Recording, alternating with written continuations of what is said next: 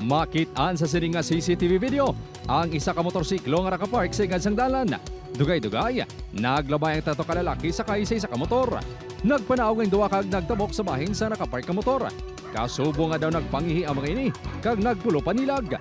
Mabatian pa ang taghol sang ido. Mation-tion ginpalapitan na sa mga ini ang motor. Gintulod, tub-tub na, nga tigayon nga nakawat.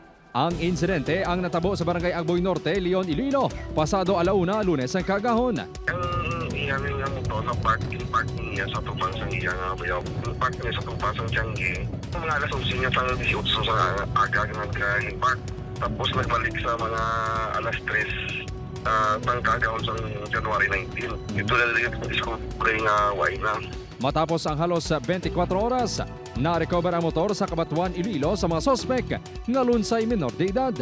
Ginkilala ini Sanday alias Z, 16 anyos, alias JM, 15 anyos, mga residente sang Cabatuan.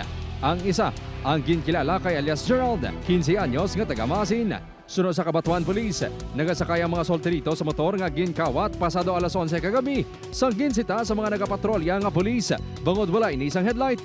Sanggin parahan ng mga minor, positibo nga natumod niya ini ang ginkawat yung motorsiklo. Sang in-approach ng aton nga patroller sir ang onboard sa motor nga papunduhon tani nalagyo.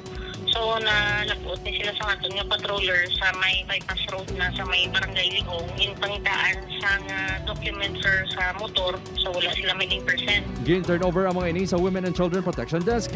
Ipaidalom sila sa case conference upod sa ilang girikanan. Suno kay Lacrite, kasubo nga wala na sang plano pa magpasakas ng reklamo ang tagiya sa motor, bangod Davao naman ang hulugan ng motorsiklo. Kim Salinas, 1 Western Visayas.